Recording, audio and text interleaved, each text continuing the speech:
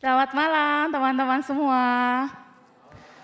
Wah lemes nih. Selamat malam teman-teman semua. Pada pegel gak? Pada capek gak? Pulang kerja atau dari rumah ya? Ada yang dari rumah? Boleh angkat tangan? Ada yang dari kantor? Boleh angkat tangan? Oh ya, kita mau kenalan dulu ya. Ada dua teman kita yang hari ini baru pertama kali hadir. Untuk Matthew boleh berdiri. Welcome to WOC. Untuk Anthony juga boleh bangkit berdiri. Anthony juga baru pertama kali hadir. Welcome ya. Welcome. Oke, sekarang semuanya aku mau ajak kita bangkit berdiri. Yang cowok boleh sebelah sini, yang cewek boleh sebelah sini di depan. Maju aja di depan. Nanti duduk lagi. Sederet, ya sederet. Yang cowok juga sebelah sini. Oh ternyata cowok banyak ke sini ya, gak apa-apa ya, olahraga sedikit. Di depan. Sebaris.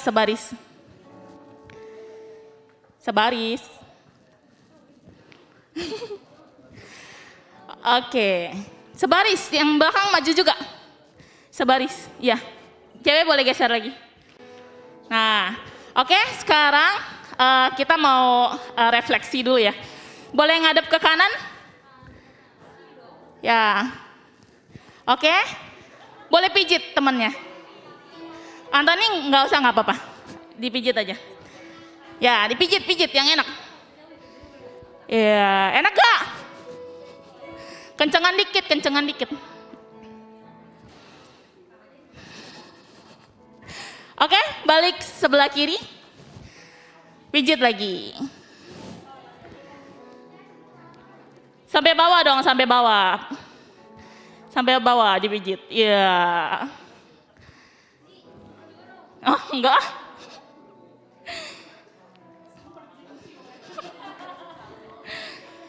Enak gak? Udah oke, boleh duduk lagi ke tempatnya. Terima kasih.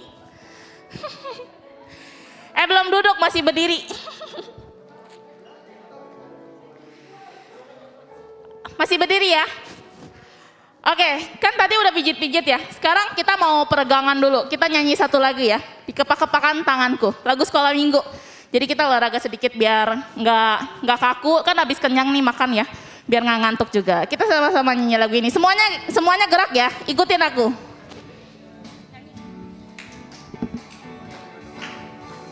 Kepak-kepakan tanganku, digeleng-geleng kepalaku, agar tubuh sehat dan kuat untuk dapat memuji Tuhan. Digoyang-goyang kaki kiri, digoyang-goyang kaki kanan, agar tubuh sehat dan kuat untuk dapat memuji Tuhan. Goyang kiri, goyang kanan, putar ke kiri, putar ke kanan. Goyang kiri, goyang kanan, putar ke kiri, putar ke kanan.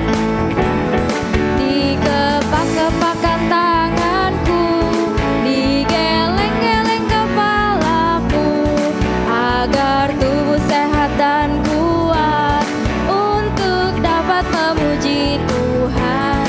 Digoyang-goyang kaki kiri, digoyang-goyang kaki kanan, agar tubuh sehat dan kuat untuk dapat memuji Tuhan. Goyang kiri, goyang kanan, putar ke kiri, putar ke kanan. Goyang kiri, goyang kanan, putar ke kiri, putar ke kanan.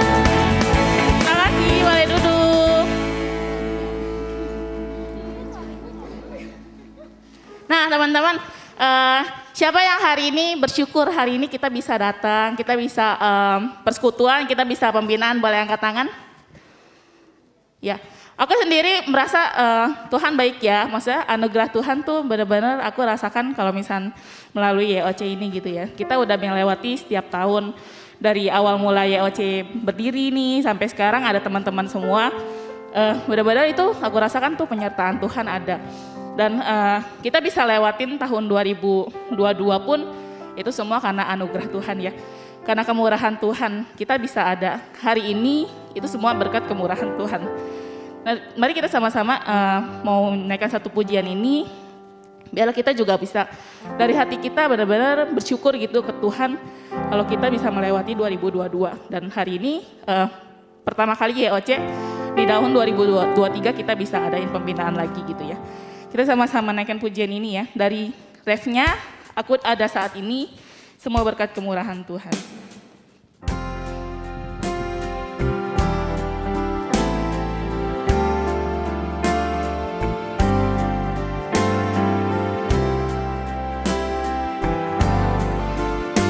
Aku ada saat ini, semuanya karena kasih-Mu. Aku hidup hari ini, semua berkat kemurahan-Mu.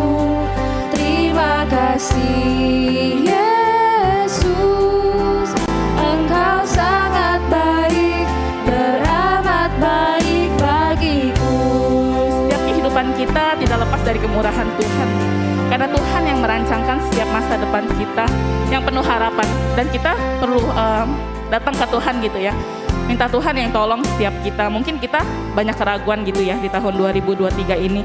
Tapi sebentar lagi kita akan mendengar firman Tuhan dan kita akan diteguhkan gitu untuk menjalani setiap bulan demi 2023 ini berjalan bersama Tuhan. Kita sama-sama naikkan pujian ini ya. Kau hiasi kehidupanku dengan kemurahan Tuhan.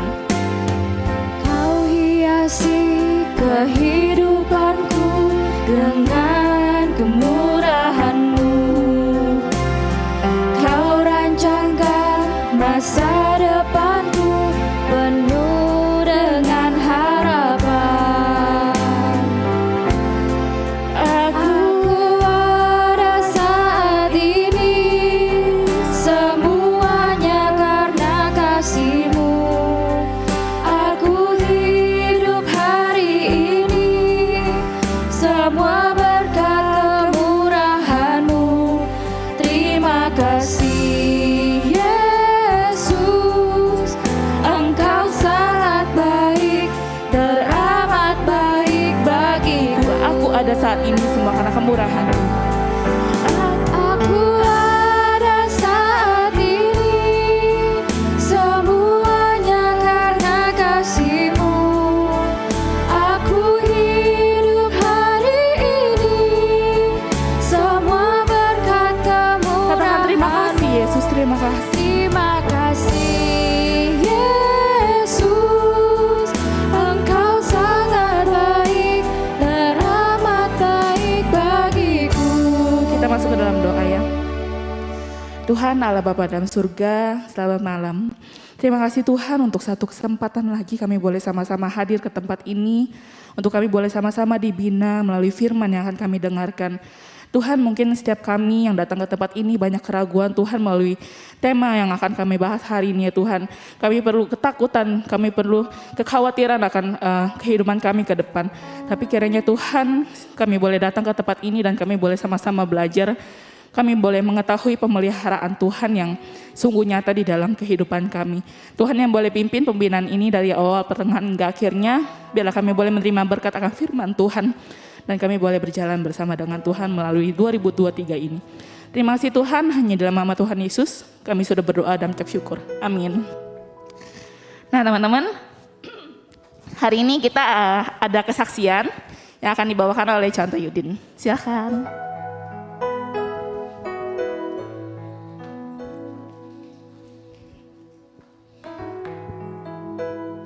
Cek, ya. Ya, selamat malam semuanya. Salam. Ya, jadi sedikit info bahwa mulai tahun ini kita dalam persekutuan ini nanti akan ada kesaksian. Jadi karena saya hamba Tuhan jadi saya mewakili ya. Saya perdananya nanti kalian siap-siap. Atau ada yang mau bersaksi boleh daftar langsung ke pengurus ya. Kesaksian gimana kalian mengalami Tuhan sehari-harinya ya. Baik, saya dari awal udah pasang badan kesaksian tapi bergumul juga apa yang mau diceritakan ya. Banyak, saya bukan nggak ada banyak gitu, jadi kadang bingung, hamba Tuhan tuh banyak sekali merasakan kasih Tuhan gitu. Jadi mau pilih-pilih mana yang kira-kira ini, akhirnya saya berpikir ya sudah saya ceritakan satu kesaksian yang udah lama sih sebenarnya saya alami dan keluarga gitu. Tapi coba untuk saksikan kepada teman-teman semua. Jadi kesaksian kita juga nggak harus nyambung sama tema malam ini ya. Kalau teman-teman ada kesaksian bulan depan atau apa, yang penting kalian belajar dulu bersaksi gitu ya. Nah, jadi saya dulu kan seorang guru ya, dulu kan S1 saya itu guru gitu. Jadi saya ngajar terus menikah, punya keluarga gitu, anak. Nah, setelah itu ketika saya kurang lebih 5 tahun jadi guru, saya menyerahkan diri untuk sekolah teologi gitu ya. Saya sekolah menyerahkan diri untuk menjadi hamba Tuhan. Itu bergumul gitu ya, karena jadi guru kayak kalian kerja kan pasti punya penghasilan gitu ya, walaupun nggak gede-gede amat, tapi tiap bulan itu ada buat kebutuhan keluarga gitu, kecukupan keluarga lah, makan minum ya, kebutuhan anak-anak gitu. Waktu awal-awal itu bergumul sekali tentang studi biaya, tentang keluarga, bergumul gitu. Apa ini saya salah ambil keputusan atau apa gitu ya. Ragu-ragu juga, ada keyakinan tapi kadang ragu juga gitu tentang keputusan saya ini. Tapi berjalannya waktu bagus gitu, baik walaupun banyak pergumulan ya yang terjadi. Satu hari saya itu sudah masuk tingkat 2 atau semester 2 atau semester 3, saya lupa persis itu ya. Saya itu sakit rupanya. Jadi saya mulai merasakan di perut saya bagian bawah ini sakit gitu. Wah ini sakitnya udah mulai sering-sering sakit gitu. Ada apa ini gitu ya, sakitnya gitu. Akhirnya saya coba ke dokter periksa, nggak ketahuan gitu kan. Akhirnya itu karena periksa biasa gitu di puskesmas gitu ya. Jadi kasih obat itu sembuh, tapi akhirnya sakit kambuh lagi gitu. Nah setelah itu saya mikir-mikir kayak ini harus ada beberapa teman itu sarannya harus di USG gitu ya. Akhirnya di USG rupanya saya usus buntunya udah mau pecah gitu ya. Udah sedikit lagi mau pecah, kalau nggak ketahuan itu bisa operasinya gede katanya. Nah, akhirnya saya bergumul sekali, waduh gimana ya, saya aja udah berhenti dari kerjaan ngajar gitu kan, terus sekarang ada keluarga mau studi, gimana maksudnya mau operasi gitu, usus buntunya harus segera dioperasi, saya bingung gitu, benar-benar bingung. Jadi saya sempat sharing juga sama beberapa rekan gitu, hamba Tuhan, tolong doakan gitu ya. Terus di kampus juga saya share ke teman-teman, tolong doakan saya. Saya memang bingung gitu antara mau berhenti kuliah, mau pulang kampung, bawa keluarga pulang kampung, kan di kampung mungkin lebih enak, gampang gitu ya, ada keluarga di sana gitu ya. Atau mau bagaimana, bingung gitu. Tapi doa yakin, tapi ada keraguan juga gitu. Ya gimana ya, bingung gitu. Satu hari saya ini punya teman satu kampus dulu, dia meninggal gitu ya, dia sakit meninggal di Siloam Karawaci. Terus nggak ada yang ngurus, mau kirim pulang ke Kupang gitu. Jadi ada teman dekat saya telepon saya bilang, ini bro tolong kita ngurus si ini, dia meninggal tapi nggak ada yang ngurus, mau kirim pulang jenazahnya ke Kupang gitu. Waduh, saya lagi sakit gitu kan, bergumul ini mau mikirin gimana bisa operasi gitu, tapi dia ajak saya harus ke sana. Ya sudah, kita jalan gitu. Saya paksain aja, dia bonceng saya di motor, kita jalan ke sana. Nah, dalam perjalanan itu saya sambil pegang gini ya, pegang di perut saya gini, sakit kan. Tapi di tengah jalan itu ada yang nelpon gitu, nelpon saya. Saya biasa di jalan gak mau terima telepon kan, bahaya juga kan. Di Jakarta kita telepon dikit orang bisa jambret gitu kan. Tapi waktu itu saya paksain ambil aja, lihat nomor baru gitu, dia telepon gitu ya. Terus waktu telepon saya jawab, halo ini dengan siapa? Dia bilang, dia langsung sebut nama saya gitu. Dia udah tahu nama saya, dia sebut, terus dia bilang, Pak Yudin saya dengar katanya lagi sakit usus buntu ya. Bilang iya, kalau gitu Bapak operasi aja nanti saya yang tanggung katanya. Waduh, saya waktu dengar itu kaget, benar-benar kaget gitu. Aduh luar biasa, maksudnya saya bergumul dan Tuhan bisa maksudnya pakai orang-orang tertentu yang saya nggak kenal itu orang siapa gitu. Tapi dia telepon saya, dia bisa tawarkan itu gitu. Jadi akhirnya puji Tuhan saya sama teman bisa sampai ngurus teman itu ke bandara, kirim ke Kupang. Setelah itu beberapa hari kemudian saya bisa dioperasi gitu. Puji Tuhan semua bisa berjalan baik. Dan saya cerita ini maksudnya ya dalam pergumulan-pergumulan itu kita memang ragu ya, khawatir dengan cara Tuhan menolong gitu ya. Ini saya bersaksi bukan berarti teman-teman nanti ikut gaya saya, nggak usah kerja, nggak usah ini. Ya sudah, berharap sama Tuhan bukan itu sih, tapi maksudnya gimana kita itu kadang Tuhan itu bekerja dengan cara yang kita nggak sangka-sangka, nggak duga-duga gitu. Bahkan orang yang kita nggak kenal itu bisa Tuhan pakai untuk menolong kita gitu. Kayak mujizat lah kalau bagi saya. Makanya hal-hal yang begitu tuh nggak lupa gitu karena berkesan gitu. Ya puji Tuhan semua bisa selesai. Ujung-ujungnya baru saya ketemu orangnya gitu. Tapi orangnya ya maksudnya biasa-biasa aja gitu orangnya. Ya kenalin diri gitu. Saya hal-hal begini tuh buat berkesan jadi nggak lupa gitu. Wah, luar biasa Tuhan memimpin, menolong, menyatakan satu jalan yang saya nggak pernah duga sebelumnya dia berikan gitu. Jadi melalui kesaksian ini saya juga mengajak teman-teman. Ya kadang mungkin kita ini memang ragu, kita kadang mengandalkan kekuatan kita sendiri, tapi kadang Tuhan izinkan hal-hal yang kita nggak bisa kendalikan benar-benar. Hanya tinggal berserah aja dan Tuhan kadang pakai caranya dia. Ya Tuhan pakai cara dia untuk menunjukkan kepada kita bahwa dia bisa melakukan hal-hal baik bagi kita untuk menolong kita. Ya mungkin itu kesaksian dari saya, kiranya boleh jadi berkat buat kita semua. Tuhan berkati. Ya terima kasih buat Contoh Yudin udah menjadi saksi buat kita semua. Boleh belajar ya kalau misal penyertaan Tuhan tuh bisa kapan aja, di mana saja dan lewat siapa saja gitu. Teman-teman sebentar lagi kita mau dengar firman Tuhan ya. Kita mau angkat satu pujian lagi. Ajar kami Tuhan menghitung hari-hari. Memang hari-hari ini kita nggak tahu ya ke depan kayak gimana. Entah besok kayak gimana, ntar bulan depan gimana. Tapi bela setiap kita boleh tetap menghitung hari-hari kita berjalan bersama Tuhan dengan hati yang bijaksana juga. Setiap keputusan yang kita ambil kita sertakan di dalam doa. Dan sungguh-sungguh kita boleh mengandalkan Tuhan di dalam setiap keputusan kita, setiap kehidupan kita. Mari kita sama-sama naikkan pujian ini. Ajar kami Tuhan menghitung hari-hari agar kami beroleh hati bijaksana.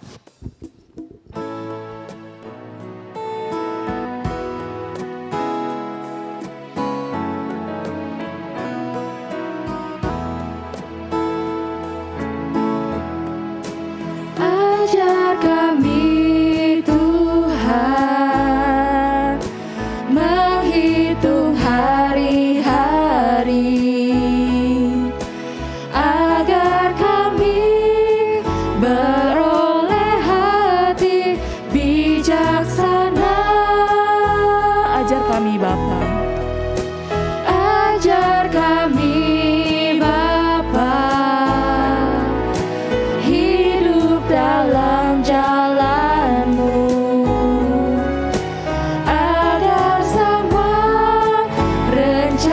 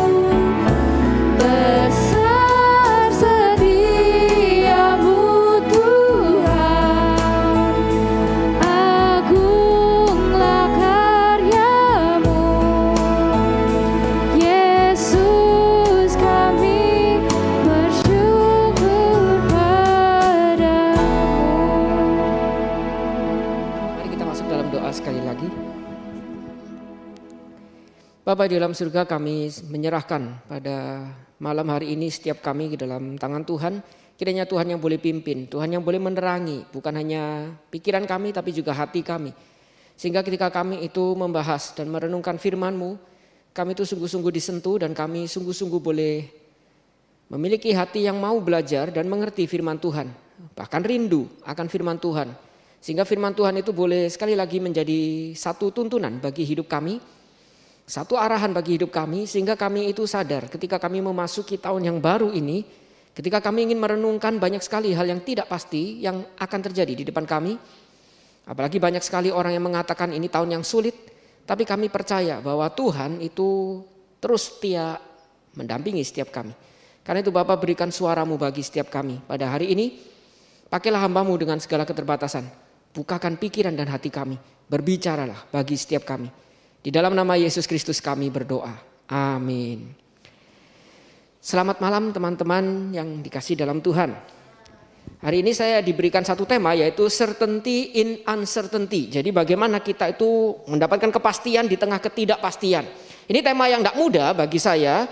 Karena kalau kita lihat memang di Alkitab itu banyak sekali membicarakan tentang kekhawatiran. Selalu dikatakan jangan khawatir, jangan takut, jangan khawatir, waspadalah dan lain sebagainya. Tapi bagaimana kita itu hidup di dunia yang penuh sekali dengan perubahan, lalu kita itu bisa mendapatkan kepastian. Bahkan seorang filsuf zaman dulu, bahkan sebelum zaman Yesus, itu pernah mengatakan satu-satunya yang pasti dan tidak pernah berubah di dunia itu adalah perubahan itu sendiri. Segala sesuatu itu selalu berubah, selalu penuh dengan ketidakpastian. Satu-satunya yang pasti itu cuma satu, yaitu perubahan itu sendiri. Bahwa perubahan itu akan terus berubah, itu pasti. Tapi perubahan itu berubah kemana kita tidak tahu. Bahkan dia mengatakan karena itu kita itu tidak mungkin bisa mencemplungkan kaki itu di sungai yang sama, di air yang sama itu 2 kali. Karena kalau kita cemplungkan sekarang di sungai yang sama, kita angkat lalu berapa detik lagi kita cemplungkan, itu sudah sungai yang lain. Yang tadi bekas kaki kita sudah ngalir ke sana. Ini sudah sungai yang lain lagi. Semua itu selalu berubah, selalu jalan. Nggak ada yang pasti di dunia ini kecuali satu, yaitu ketidakpastian. Perubahan itu sendiri yang pasti. Karena itu saya ambil dari satu bagian firman Tuhan. Ini juga firman Tuhan di mana Yesus itu menjelang saat-saat terakhir dia menyerahkan diri. Dia itu tahu bahwa murid-muridnya itu pasti suatu saat nanti akan goncang. Terutama ketika murid-muridnya itu nanti akan ditangkap. Dan mereka juga akan mengalami kehidupan itu bukan cuma tidak pasti. Tapi mereka akan berakhir itu kebanyakan dengan mengenaskan. Kita tahu dari sejarah murid-muridnya Yesus itu mati dengan cara yang menakutkan. Mati martir, ada yang dipenggal, ada yang juga disalib tapi terbalik dan lain sebagainya. Disitulah kemudian Yesus itu memberikan satu pesan bagi murid-muridnya. Yaitu di dalam Markus pasal 13 ayat 1 sampai dengan ayat yang ke-37. Ini cukup panjang, saya tidak akan bacakan semua. Kalau dibaca semua nanti kalian langsung akan menderita saat ini juga. Jadi penderitaannya pelan-pelan saja. Nanti kita akan bahas ini satu persatu. Kita akan masuk di dalam bagian ini, kita review. Ada beberapa ayat yang kita perlu baca, kita nanti akan baca bersama-sama.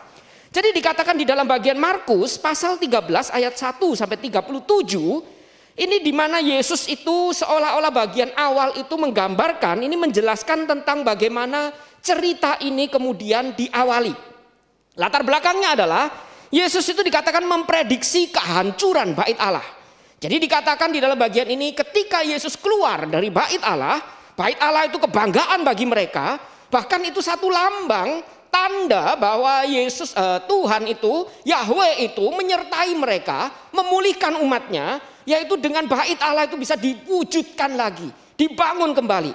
Tapi Yesus ini setelah keluar dari bait Allah, seorang muridnya itu berkata kepadanya, "Guru, lihatlah betapa kokohnya batu-batu itu dan betapa megahnya gedung-gedung itu."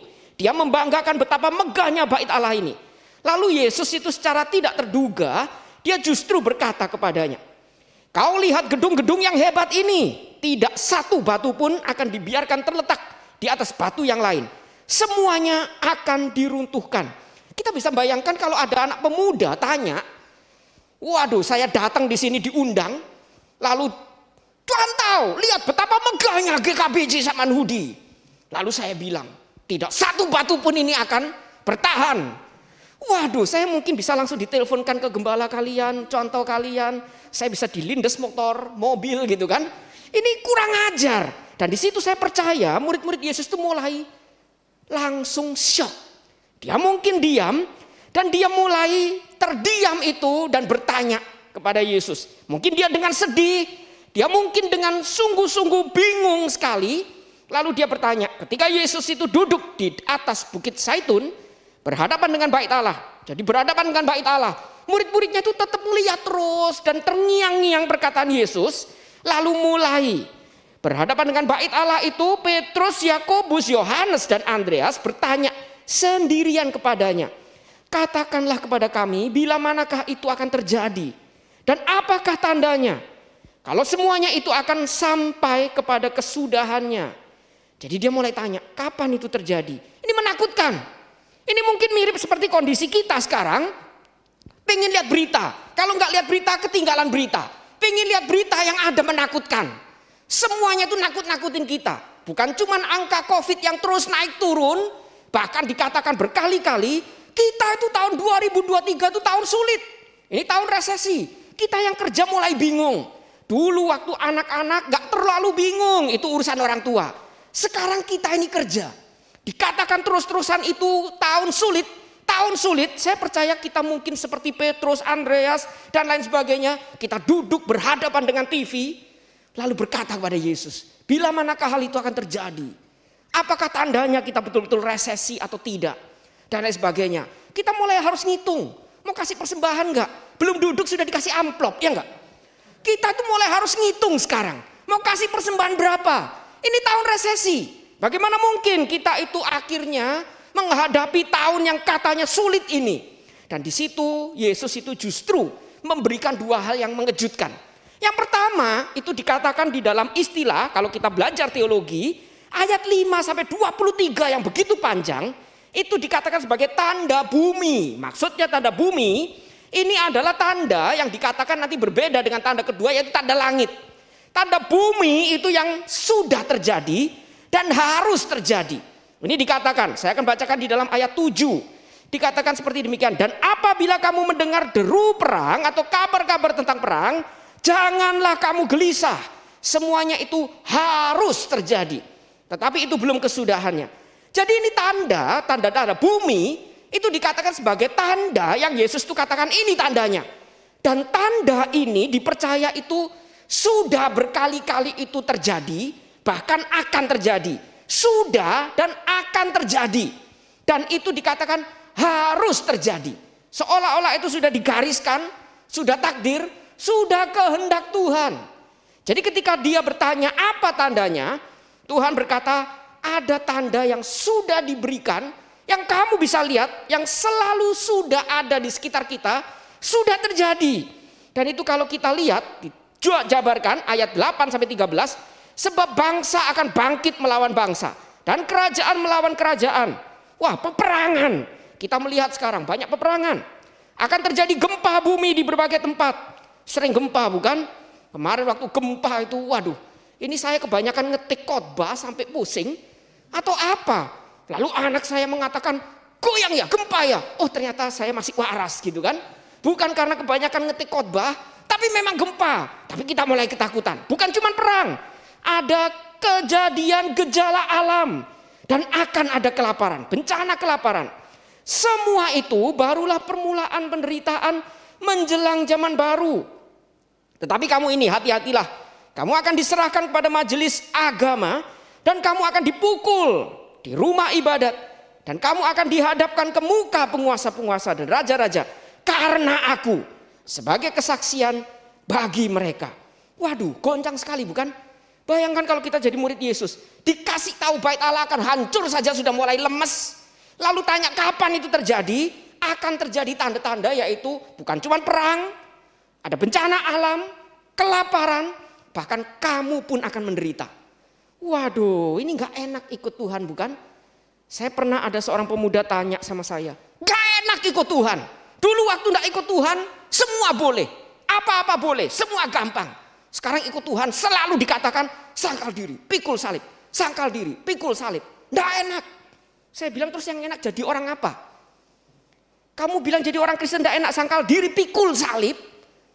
Orang apa sih yang tidak mikul salib? Masa kamu jadi orang yang bukan Kristen lalu bebas dari masalah? Resesi ini cuma untuk orang yang Kristen, pikul salib. Yang bukan Kristen bebas dari resesi. Tidak. Semua kita sudah berdosa, hidupnya menderita sebenarnya. Lalu bedanya jadi orang Kristen apa? Kita pikul salib sama Tuhan. Kamu tidak kenal Tuhan, pikul salib sama hantu, ya enggak? Jadi kita pikul salib, ada yang memikul bersama kita. Kita ini ikut Tuhan kok tidak enak. Dia menanyakan seperti itu. Karena kadang-kadang realitanya seperti ini. Jadi justru karena aku kesaksian bagi mereka, kamu akan dipukul, diadili. Tetapi Injil itu harus diberitakan dahulu kepada semua bangsa. Lalu ayat 11. Dan jika kamu digiring dan diserahkan, janganlah kamu khawatir akan apa yang harus kamu katakan. Tetapi katakanlah apa yang dikaruniakan kepadamu pada saat itu juga. Sebab bukan kamu yang berkata-kata, melainkan Roh Kudus. Seorang saudara akan menyerahkan saudaranya untuk dibunuh. Demikian juga seorang ayah terhadap anaknya. Relasi itu hancur. Dan anak-anak akan memberontak terhadap orang tuanya. Dan akan membunuh mereka.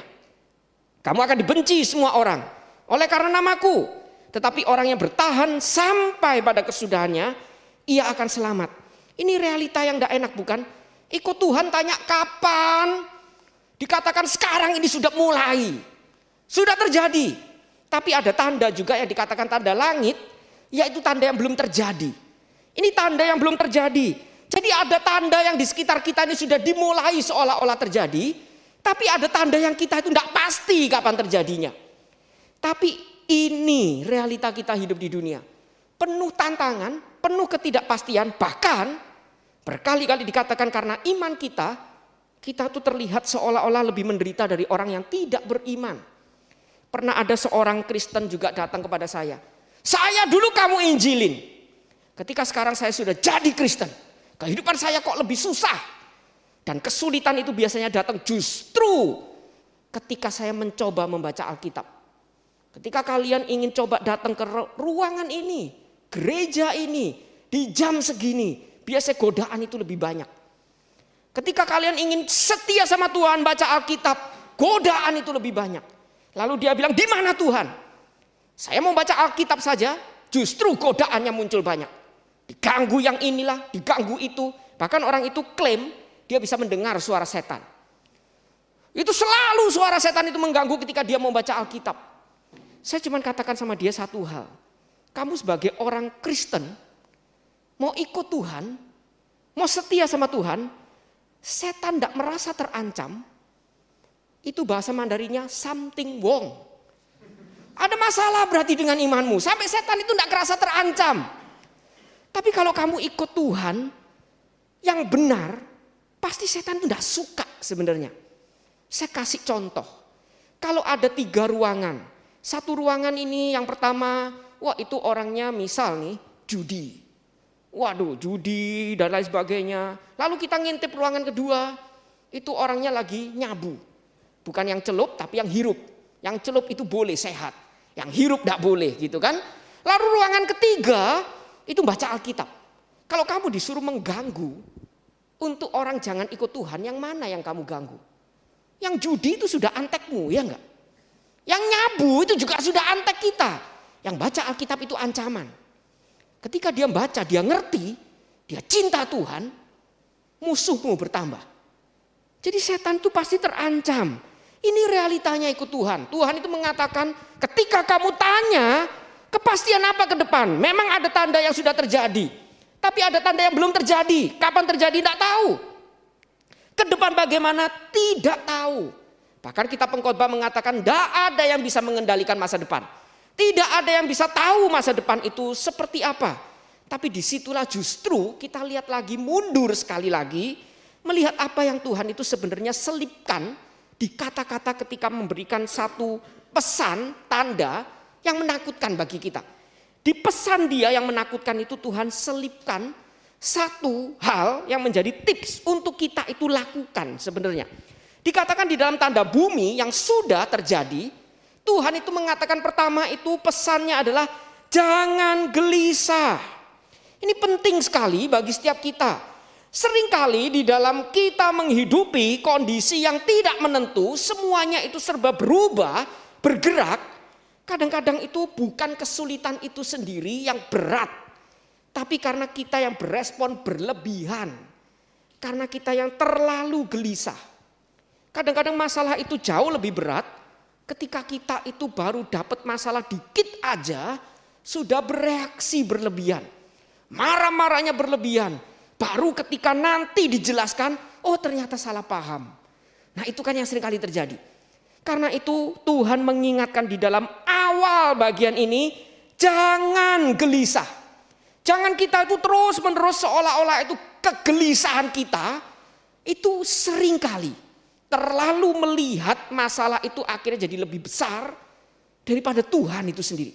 Karena kita gelisah, ada masalah baru datang kecil aja, sudah marahnya itu minta ampun. Ada jemaat pernah datang ke saya mengatakan, kamu pernah khotbah bilang gak mungkin kita dicobai di luar batas kemampuan. Tapi saya itu dicoba di luar batas kemampuan. Saya itu sekarang menderita sekali. Tuhan itu jahat sama saya. Dia marah-marah, berkali-kali dia terus maki-maki Tuhan, teriak-teriak begitu lama, marah-marahin hamba Tuhan juga. Lalu saya cuma jawab satu hal. Saya rasa Tuhan belum mencobai kamu di luar batas kemampuanmu. Dia bilang, so tahu. Tahu dari mana kamu? Kamu udah ngerasain kesulitan saya. Kenapa kamu bisa menghakimi seolah-olah belum di luar batas kemampuan saya? Simple. Karena kamu masih cukup banyak energi bahkan untuk maki saya, ya enggak? Kamu kalau mau tahu orang yang dicobai di luar batas kemampuan, ngomong aja udah gak bisa. Bahkan seperti yang ditulis di Alkitab. Doa aja sudah gak bisa berkata-kata. Cuma bisa nangis. Dan Roh Kudus yang membantu kita berkata-kata. Berdoa di hadapan Tuhan.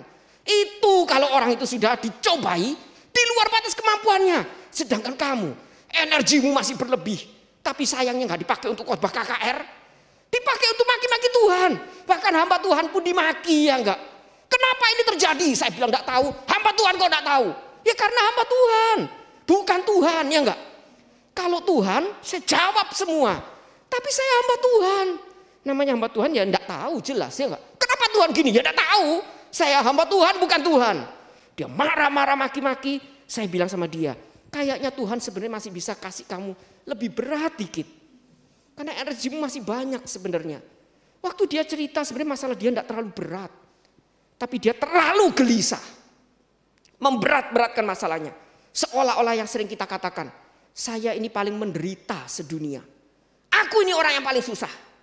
Sedunia. Padahal coba tanya, pernah keliling dunia enggak? Pernah survei enggak, riset? Betulkah kamu yang paling susah di dunia? Bermiliar-miliar orang, saya paling susah. Karena saya sudah survei, keliling dunia. Kalau bisa keliling dunia jelas bukan orang susah, ya enggak? Jadi kalau sudah keliling dunia, sudah keliling dunia. Dan memang betul, saya orang paling susah di dunia. Kok bisa keliling dunia? Saya gak susah aja sampai sekarang kepingin kuliah di luar aja susahnya minta ampun, ya enggak? Itu bisa keliling dunia. Aneh, itu manusia. Terlalu gelisah. Sampai melihat masalah itu seolah-olah kecil jadi besar. Nah Yesus mengatakan jangan gelisah. Karena itu dikatakan apabila kamu mendengar deru perang. Memang ada perang, kamu mendengar. Atau kabar-kabar tentang perang. Memang sedang ada peperangan. Tapi ingat, jangan buru-buru bereaksi. Jangan gelisah. Semuanya itu harus terjadi. Jadi harus terjadi. Kenapa tidak boleh gelisah? Karena itu belum kesudahannya. Ini yang menarik.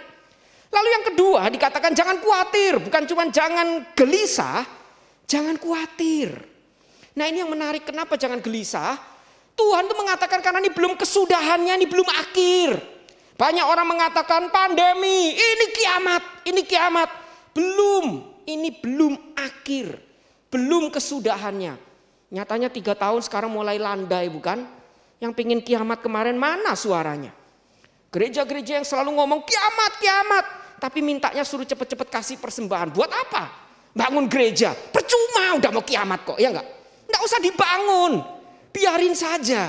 Bikin kuburan sebenarnya, ya enggak? Di kantor hamba Tuhan itu kursinya diganti kuburan. Katamu sudah mau kiamat, ya enggak? Kita siapkan peti mati buat dia. Harusnya kan gitu. Jadi ini belum kesudahannya, jangan gelisah. Seolah-olah ini sudah terakhir. Tuhan mengatakan ini belum kesudahannya, berarti masih ada kesempatan. Masih ada kesempatan, harapan. Dan itu dikatakan ini baru permulaan nanti dari sakit bersalin. Ini baru permulaan dari penderitaan. Jadi ini belum kesudahannya. Ini permulaan penderitaan. Kata permulaan penderitaan itu pakai kata sakit bersalin. Kita tahu sakit bersalin itu sakit. Kalian coba tanya ke orang tua atau mungkin kalau yang lihat keluarganya yang melahirkan anak, teriak-teriak itu bukan mainan itu. Dia teriak-teriak itu betul-betul sakit. Teriak, meresikokan nyawa karena sakit. Tapi ketika anak itu keluar, kayak jadi orang gila kan, lupa tadi dia nangis-nangis. Tiba-tiba ketawa, bahagia. Karena anak yang keluar itu membuat dia itu melihat sukacita yang dihasilkan. Dia jadi lupa penderitaan yang dulu dialami. Tadi barusan dialami. Itu sakit bersalin. Sakit, betul-betul sakit, sangat serius. Tapi menghasilkan satu kemuliaan yang membuat kita itu bersukacita. Jadi Yesus itu mengatakan jangan gelisah. Kita tahu ada banyak bakal krisis ke depan. Jangan gelisah. Kenapa jangan gelisah? Itu belum kesudahannya. Belum kiamat. Justru kita harusnya renungkan kita itu harus apa. Sakit, iya sakit. Tapi itu kayak sakit bersalin. Nanti lihat Tuhan bukakan seperti apa. Dan itu indah pada waktunya. Dan dikatakan jangan khawatir. Kenapa jangan khawatir? Karena Roh Kudus itu yang akan memimpin kamu. Karena itu dikatakan berbahagialah orang yang berduka cita. Kenapa? Karena kamu akan dihiburkan. Kata dihiburkan itu sebenarnya pakai kata Parakletos, itu kata yang juga dipakai untuk menjuluki Roh Kudus. Sebenarnya itu bukan kata yang lebih tepat, itu sebenarnya bukan diterjemahkan penghibur, tapi penasehat. Dalam pengertian penasehat hukum. Jadi Roh Kudus itu akan memampukan kita, memimpin kita untuk kita bisa melewati itu semua. Sehingga sakit itu akan menghasilkan sukacita di depan. Kita tidak mampu, Roh Kudus yang akan memampukan. Jadi jangan khawatir, Tuhan tidak pernah tinggalkan kita. Di depan itu penuh ketidakpastian. Tapi ada satu yang pasti, bukan ketidakpastian itu sendiri, tapi tangan Tuhan yang terus memegang kita. Karena itu ada lagu yang mengatakan, I don't know about tomorrow, but I know who holds my hand.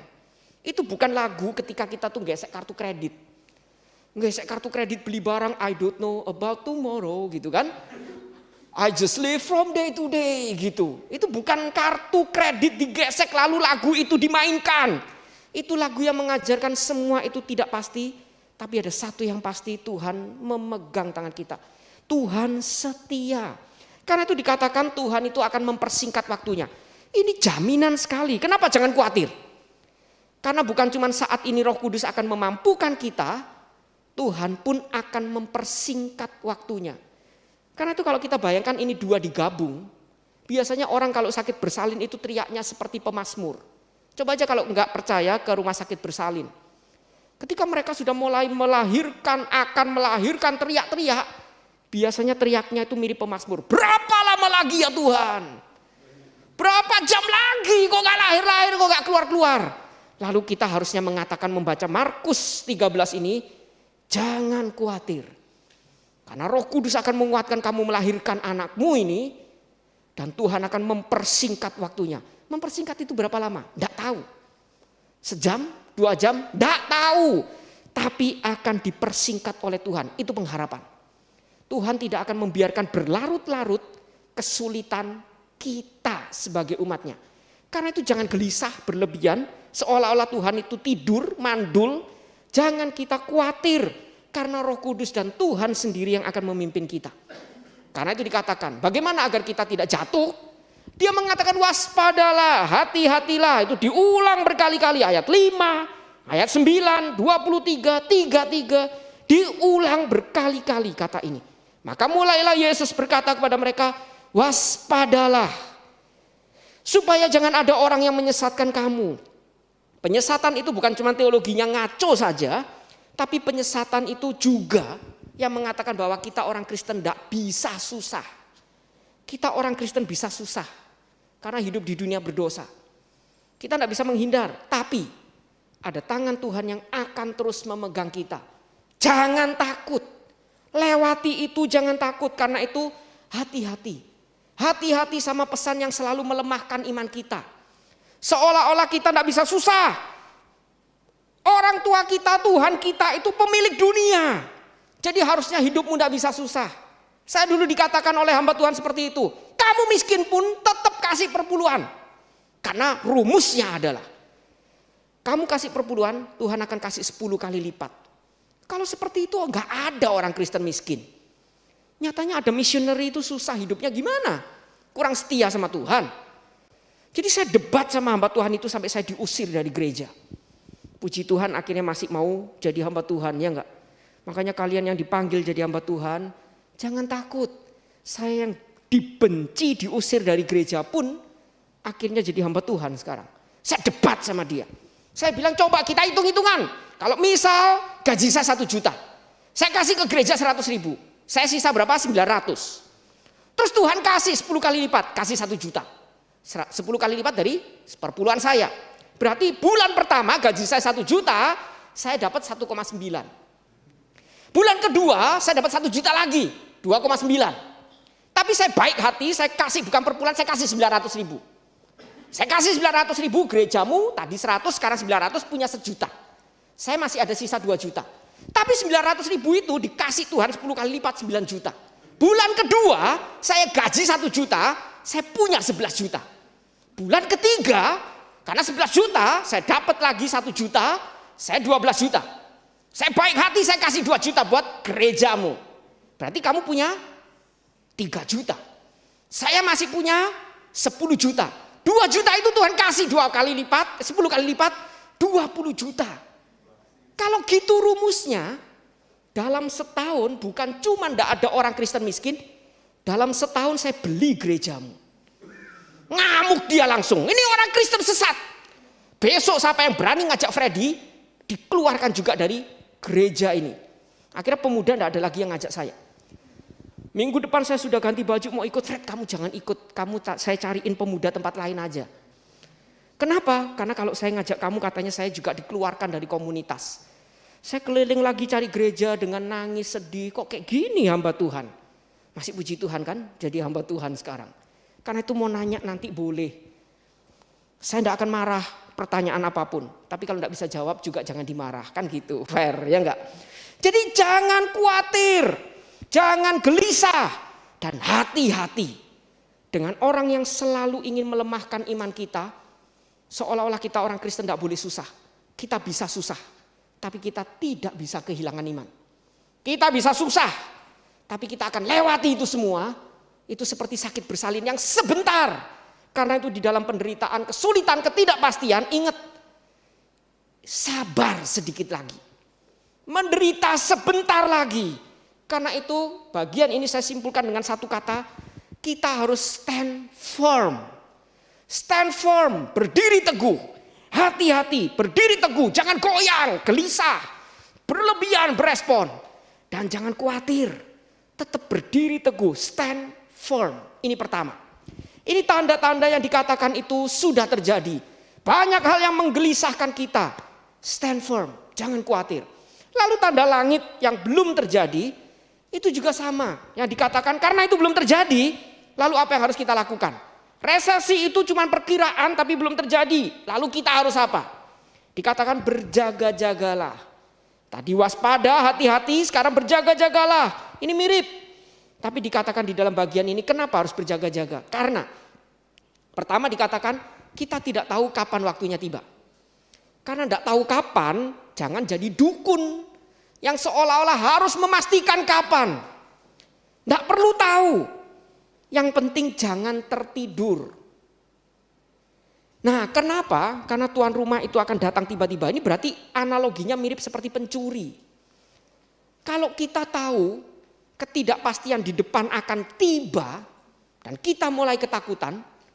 Dikatakan berjaga-jagalah. Berjaga-jaga itu mirip seperti orang itu menjaga rumah. Kita tidak tahu kapan maling akan datang. Tapi kita harus waspada, kunci pintu jangan sengaja nantang malingnya. Aku sengaja tidak kunci, sengaja buka pintunya. Nah, itu namanya kita nantang maling. Kita tahu misal tinggal di rumah yang banyak pencurinya, nah tutup pintu, waspada. Kita tidak tahu kapan akan maling itu datang. Karena itu kita harus stand by. Bukan cuma stand firm, yang kedua itu sebenarnya stand by. Stand by itu kita berjaga-jaga. Kapanpun maling itu datang, saya siap menghadapi, saya tidak akan goyang. Karena dia akan datang kapanpun. Resesi akan datang, tidak peduli kapan. Kapanpun bisa datang, tapi saya perlu bijak, waspada untuk menghadapinya.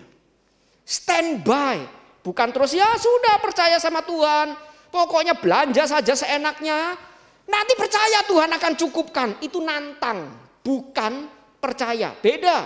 Pernah ada seorang pemuda datang ke saya waktu awal-awal pandemi. Apa Tuhan pengecut? Kita diliburkan, kebaktian online, pengecut. Dia ngomong gitu. Waktunya mati-mati, waktunya hidup-hidup. Kenapa kalian takut mati? Loh, bukan masalah takut mati.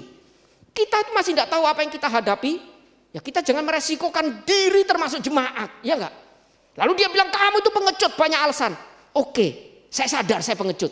Kalau gitu boleh enggak? Minggu ini kamu datang, saya temenin kamu. Nanti kita akan naik ke lantai 6. Kamu terjun dari lantai 6. Waktunya mati-mati, waktunya hidup-hidup. Kenapa kamu pengecut? Terjun. Kalau kamu mati-mati, hidup-hidup, paling cacat, ya enggak? Dia langsung gak berani datang. Lu katanya takut, katanya gak takut, ya enggak? Gak takut kok gak berani datang. Ayo datang. Saya sudah berani tunggu kamu gak datang. Dia langsung berkata, hamba Tuhannya lebih gendeng, ya enggak? Jadi kadang-kadang kita harus bedakan percaya sama nantang. Kita bukan nantang Tuhan, kita stand by. Stand by, lihat. Tuhan itu akan berikan apa ke depan kita tidak tahu. Tapi saat ini bijak kita atur hidup kita. Kalau kita sudah tahu akan menghadapi kesulitan. Kita atur dengan baik, bukan sengaja mencobai Tuhan. Karena itu dikatakan sekali lagi, saya simpulkan. Dalam bagian ini diingatkan, hati-hatilah. Ini perintah untuk kita itu jangan digoyangkan ajarannya, tertipu dengan ajaran yang membuai kita seolah-olah seperti dongeng. Bagaimana agar kita bisa tidak gampang digoyahkan, tidak gampang khawatir. Dan kedua, bagaimana kita bisa berjaga-jaga. Seperti penjaga yang berjaga di pintu gerbang dan dia tidak tahu kapan serangan itu datang. Kapanpun bisa datang. Tapi saya selalu bersedia. Berarti yang harus kita lakukan di tengah ketidakpastian, kita tahu yang pasti adalah Tuhan itu akan setia menolong kita. Karena itu berdirilah teguh, jangan goyah. Dan juga berjaga-jagalah. Stand firm, stand by. Ini dua hal yang harusnya kita lakukan. Stand firm, stand by. Jangan pernah lengah. Jangan iman kita mudah digeser. Hanya karena masalah sedikit pun. Dan terus kita stand by. Ini yang namanya menunggu. Kita di dalam ketidakpastian itu kita menunggu. Menunggu itu kan seperti ini. Kita tuh paling benci menunggu. Karena kita asumsinya orang modern mengatakan menunggu itu wasting time. Padahal tidak. Menunggu itu bukan doing nothing. Menunggu itu melakukan dua hal ini. Saya dulu waktu kerja di Jakarta pertama kali pindah dari Surabaya. Saya naik bus. Saya tahu apa itu kata menunggu. Saya ketika nunggu bus, saya harus stand firm. Maksudnya stand firm, saya harus berdiri di tempat yang tepat dengan teguh. Saya tidak bisa nunggu bus berdirinya di pangkalan ojek. Di gang kecil, pangkalan ojek, nunggu bus. Lalu bus tidak ada yang lewat, marah-marah sama Tuhan. Tuhan, kamu jahat. Saya sudah nunggu dari pagi. Tidak ada bus satupun yang lewat. Tuhan bilang bukan saya jahat, kamu goblok, ya enggak? Mana ada bus bisa lewat di jalan sempit kayak gitu. Kamu nunggunya di pangkalan ojek. Nunggulah di halte bus. Nunggu bus berdiri di tempat yang tepat, stand firm. Berdiri di tempat yang tepat, nunggu bus bukan cuman berdiri. Ada satu hal yang harus kita lakukan, stand by. Saya sudah berdiri di tempat yang tepat, stand firm, teguh. Tapi terus di situ mainan, makan, tidur, busnya lewat, wah ketinggalan. Nggak keburu siap-siap. Sepatunya masih di sana, kos kakinya di sana. Lalu ketinggalan, marah-marah sama Tuhan. Kenapa saya ditinggalkan? Tuhan bilang karena kamu gila, ya enggak? Standby, berjaga-jaga. Melayangkan pandang ke arah bus akan tiba. Dan kita mulai menyanyi. Pandanglah pada bus, gitu kan. Wah, busnya itu lewat, lihat ini betul nggak nomor yang saya itu tunggu. Betul, saya standby, siap sedia. Bus itu lewat, saya masuk. Dan saya masuk, berada di bus itu sampai nyampe di tujuan yang saya ingin tuju. Itu yang harusnya kita lakukan. Stand firm, stand by. Saya akan tutup dengan satu ilustrasi.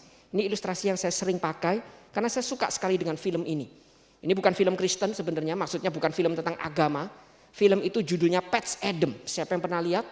Film Patch Adams dimainkan oleh Robin Williams. Dia itu dari seorang dokter yang jenius sekali, pintar sekali, bernama Patch Adams. Saking jeniusnya dia kadang-kadang dianggap gila masuk rumah sakit jiwa. Di rumah sakit jiwa itu ada satu orang yang lebih jenius lagi. Saking jeniusnya sampai akhirnya juga masuk rumah sakit jiwa itu. Dianggap gila. Makanya berbahagialah saya yang bodoh-bodoh kayak gini. Karena yang pintar tuh kadang-kadang pintar sama gila itu bedanya dikit gitu kan. Ya, bodoh-bodoh kayak saya ini dianggap waras gitu kan. Jadi dia orang saking pintarnya masuk rumah sakit jiwa, lalu dia suka bertanya. Ketika ketemu sama Patch Adams, dia tanya, ini berapa? Patch Adams bilang 4. Gila, bodoh kan? Lalu Patch Adams bilang, makanya dia masuk rumah sakit jiwa. Memang gendeng ini orangnya kan? Ini kalau bukan 4 berapa? Ini aja 4. Dia bingung, lalu malam-malam dia bilang, ini rasanya tidak mungkin. Orang ini tuh pintar. Dia profesor, dia pintar. Lalu dia ubah pertanyaannya. Besok dia datang lagi. Ini pasti bukan 4 kan? Kalau gitu kasih tahu saya ini berapa. Lalu profesor itu bertanya, kamu sekarang lihat lagi, ini berapa? Kalau kamu fokus ke tangan ini, memang ini 4. Tapi coba kamu lihat di balik di antara jari-jari. Kamu lihat di situ ada objek di jauh di balik tangan itu. Kamu fokus lihat objek itu. Misal saya lihat ada kamera, ada TV. Tangan ini jadi blur. Jadi berapa? Lalu dia bilang iya ya, nggak tahu berapa, nggak jelas. Seperti 8 atau berapa? Dia bilang kamu pintar. Kalau kamu lihat masalah, fokus di masalah yang menghadap, kamu akan lihat masalah itu lebih besar. Tapi kalau kamu bisa lihat tembus di belakang, apa yang menanti di depan situ, masalah itu akan blur. Tetap ada, tapi blur. Tapi Tuhan yang ada di depan yang memimpin kita itu jauh lebih besar. Jadi jangan fokus ke masalah. Jangan bergumul di dalam masalah. Tapi bergumullah di dalam Tuhan. Bergumullah di dalam Tuhan. Lihat Tuhan itu lebih besar dari masalah kita. Jangan jadi orang Kristen cengeng. Saya dulu waktu kuliah S2 ngambil teologi, saya itu utangnya banyak karena saya tidak disupport gereja, tidak dibayar orang tua. Tadi kita mendengar kesaksian dari contoh kalian. Kebanyakan kita selalu menjalani juga seperti itu. Mungkin itu sebabnya kalian takut dipanggil jadi hamba Tuhan. Saya ketika masuk, saya itu dulu desainer grafis, gaji saya waktu itu 1 bulan 30 juta tahun 2005. Sekarang saja sudah gede, masih gede, apalagi tahun 2005. Gaji saya 1 bulan 30 juta. Saya lepas, saya jadi hamba Tuhan, saya tidak tahu mau kerja apa. Kampus saya itu kampus sadis. Karena apa? Pelajarannya itu berat waktu itu. Nah, sekarang kita tuh sudah pikirkan bagaimana kita tuh bisa mendaratkan pelajaran jadi orang gak ketakutan masuk sekolah teologi.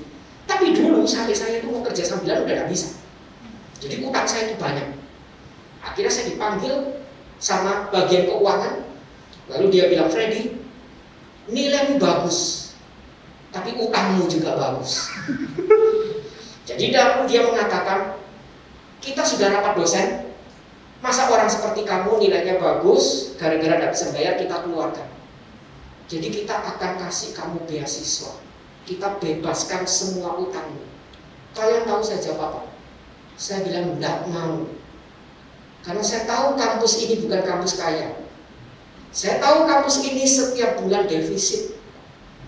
Kamu mau bebaskan utang saya, kamu mau utang siapa? Saya tidak mau. Dia bilang ini mahasiswa gila, utangnya banyak. Mau dibebasin tidak mau. Saya bilang karena bukan seperti itu saya percaya cara Tuhan kerja. Saya masih sehat. Saya masih bisa keliling khotbah. Saya akan kerja untuk bayar utang saya. Kalau kampus ini bisa cari dana untuk bebasin utang mahasiswa, masih banyak teman saya yang membutuhkan. Bahkan dia tidak ada yang ngundang khotbah. Tidak kepikiran mau bagaimana cara ngelunasinnya. Saya masih banyak undangan. Saya akan kerja lebih keras. Hanya saya minta satu hal. Jangan tagih utang saya dan jangan kasih denda. Itu saja bantuannya, kalau boleh. Akhirnya deal, lalu dosen itu mengatakan sama saya, kenapa kamu seperti itu? Saya bilang karena saya butuh jadi kesaksian bagi orang yang saya layani. Agar saya bisa bicara sama kalian. Jangan takut susah asal ada Tuhan. Lihat saya, miskin tapi bukan cuma lolos tapi lunas. Lolos dan lunas.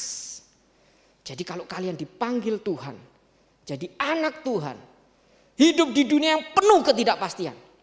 Jangan takut, lihat saya, miskin sampai sekarang masih hidup. Lulus, bukan cuma lulus tapi lunas. Kalian kalau mau tahu cerita lunasnya sampai bagian keuangan di kampus itu hampir nangis. Kenapa? Besok saya mau wisuda, hari ini malam ini baru lunas. Saya sebenarnya waktu itu dapat amplop, saya bayarkan, saya rasa lunas. Ternyata katanya kelebihan. Kelebihan berapa? Kelebihan 2 juta, dikembalikan ke saya. Saya bilang sama istri saya, ini bukan jatah kita. Ini tadinya kita mau bayarin ke kampus, tapi kelebihan. Jadi kita pakai untuk kasih orang yang butuh. Nah pas teman saya itu, hamba Tuhan juga, istrinya melahirkan harus sesar. Biayanya besar, tidak semua ditanggung gereja. Lalu saya bilang saya ada sisa 2 juta. Kamu pakai untuk biaya sesar. Buat kamu operasi sesar anakmu itu bisa lahir. Nah kamu tidak perlu takut, saya kasih 2 juta. Ketika saya kasih 2 juta, kampus telepon. Tidak lama dari saya kasih 2 juta, kampus telepon, salah ngitung. Ternyata ada satu kekurangan, salah ngitung, saya tanya kurang berapa? 2 juta. Kalian mau jadi apa? Kalau jadi saya, kalian mau gimana? Telepon teman saya, saya minta lagi dong. Terserah istrimu mau operasi atau enggak. Enggak bisa. Saya cuma bilang sama istri saya satu hal. Tuhan sedang bercanda dengan kita. Kenapa? Karena Tuhan pingin kita itu sekali lagi sadar. Kita mau lulus sekolah teologi, tapi betulkah saya bersandar sama Tuhan? Karena itu saya bilang jangan takut. Kerja lagi, khotbah lagi, pasti lunas. Akhirnya saya telepon kampus, saya bilang sorry saya boleh nyicil enggak? Sampai lulus pun saya akan cicil. Tapi kalau boleh saya tetap boleh wisuda. Freddy jangan khawatir, kita tahu. Khusus kamu enggak bayar pun boleh wisuda. Kamu tetap besok wisuda. Dan malam itu saya dapat uang, saya kasih. Sampai besok wisuda itu bagian keuangan bilang, saya enggak percaya sama hidupmu. Tuhan pimpin juga, lunas juga. Saya enggak mau jadi orang Kristen manja. Karena saya butuh bersaksi. Saya butuh berkata sama termasuk ke kalian. Jangan pernah takut karena kita punya Tuhan. Jangan nantang, tapi jangan manja. Dicobain dikit, diuji Tuhan, bikin Tuhan bangga. Kalau donasi itu ada, kasih ke orang yang lebih butuh. Karena saya masih bisa kerja. Kecuali saya tidak bisa kerja, saya akan ambil. Tapi saya masih bisa kerja, saya sanggup lunasin itu. Bahkan ketika saya lunas, saya janji sama kampus. Bulan pertama saya kerja, semua itu saya akan kasih ke kampus. Bulan pertama saya lulus itu saya kerja dapat undangan. Semua undangan itu mau full time di gereja sama undangan khotbah. Semua itu saya komit kasih ke kampus. Kampus itu cuman paling berapa sih ini fresh graduate. Baru lulus, baru gabung di gereja. Ternyata saya bulan itu bisa banyak undangan. Saya kasih kampus, kalian tahu saya berhasil kasih berapa? 20. Sampai kampus bilang enggak masuk akal, orang baru lulus dapat 20. Tapi saya mau enggak ambil, enggak jadi kasih. Saya tetap kasih. Jangan takut. Stand firm, stand by. Mari kita tundukkan kepala, kita berdoa terlebih dahulu. Bapa di dalam surga, kami sekali lagi ingin merenungkan kehidupan kami di tengah-tengah dunia yang menggelisahkan ini. Yang mengatakan berkali-kali bahwa tahun ini adalah tahun yang sulit yang akan kami itu jalani. Dan itu membuat kami itu seringkali khawatir. Seringkali kami mulai merasa Tuhan itu tidak lagi menyertai kami. Tapi kami diingatkan pada hari ini bahwa bukan Tuhan tidak menyertai, penyertaan Tuhan tidak pernah tidak diberikan dan tidak pernah gagal. Hanya Tuhan berpesan bagi setiap kami, apakah kami itu sabar menjalani ini semua. Tuhan akan memampukan kami dan akan membuat waktunya itu singkat. Dan semua itu seperti sakit bersalin di mana kami akan bersuka cita melihat ke depan itu hal indah yang Tuhan itu bukakan. Karena itu biarlah kiranya kami boleh menjadi orang Kristen yang kuat. Kami bisa stand firm dan stand by. Menjalani ini semua. Dan semua kejadian yang kami alami, kesulitan yang kami bahkan diizinkan alami, kiranya itu boleh menjadi satu kesaksian yang harum bagi Tuhan dan satu kesaksian yang juga bisa menjangkau sesama kami di sekitar kami. Karena itu Bapa, sekali lagi kuatkan setiap kami agar kami bisa melangkah meskipun di dalam ketidakpastian, tapi kami tahu satu hal yang pasti, Tuhan ada bersama kami. Tuhan akan menguatkan, Tuhan akan mendampingi kami dan akan mempersingkat waktunya sehingga kami bisa senantiasa stand firm, stand by, agar hidup kami bisa menjadi kesaksian yang harum, memuliakan Tuhan. Inilah doa dan permohonan kami yang kami panjatkan hanya di dalam nama Yesus Kristus. Amin. Silahkan kalau mau ada tanya jawab sedikit ya. Katanya saya disuruh membuka tanya jawab. Ada yang mau bertanya? Oke, kalau belum ada, mau tanya langsung? Oke. Wah, ini menambah penderitaan saya. Silakan. Oke, saya mau tanya, tadi kan Tuhan Yesus bilang kita nggak boleh gelisah, kita nggak boleh takut. Gimana misalnya kalau saya punya masalah, terus saya ini sebetulnya cuman merasionalisasi gitu, oh jangan takut lah, jangan gelisah gitu. Jadi sebetulnya bukan saya percaya misalnya.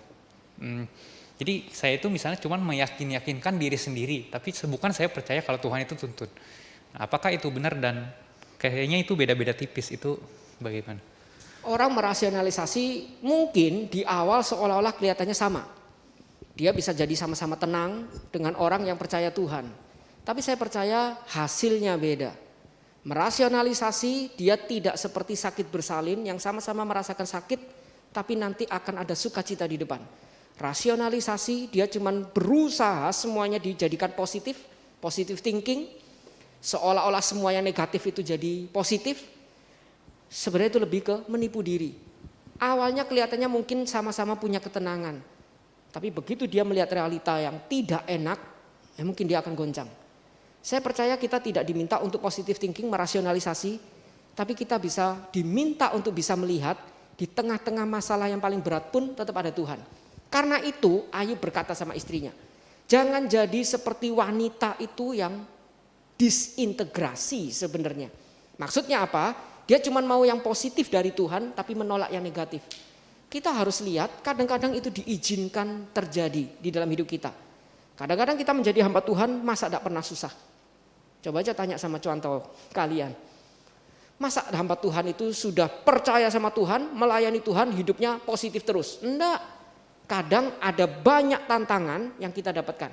Tapi kita tidak menipu diri melihat tantangan itu semuanya jadi positif. Tidak. Kita tetap tahu itu negatif, kita tetap tahu kedukaan itu kedukaan. Itu membuat kita menangis. Tapi kita tahu di dalam tangis itu Tuhan memberikan Roh Kudus untuk menghibur kita, menguatkan kita. Sehingga kita tidak kehilangan iman, itu bedanya. Tapi orang yang positive thinking mungkin bedanya ketika dia kedukaan. Saya pernah tahu ada satu hamba Tuhan itu seperti itu. Suaminya meninggal, istrinya nangis, hamba Tuhan itu marah. Jangan nangis kamu.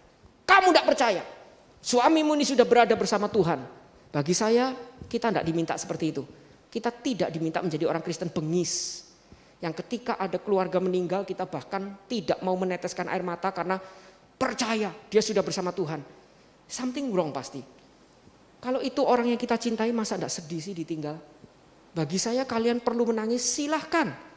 Yang membedakan kita apa? Setelah nangis apa? Itu yang membedakan. Setelah nangis menyalahkan Tuhan. Setelah nangis Kita tetap menjalani hidup dengan baik. Yang mana kita? Gitu kira-kira. Semoga menjawab. Ada pertanyaan lagi? Malam contoh, tadi di bagian jangan khawatir, tadi ada satu statement, proses yang benar itu tuh akan menghasilkan sukacita. Kalau misalnya ternyata setelah jalanin prosesnya, yang berasa itu sebenarnya tidak sukacita. Nah bagaimana kita melihat hal itu gitu? Apakah memang salah di prosesnya, ataukah memang ternyata memang prosesnya belum kelar, atau apakah ada pengertian lain soal itu?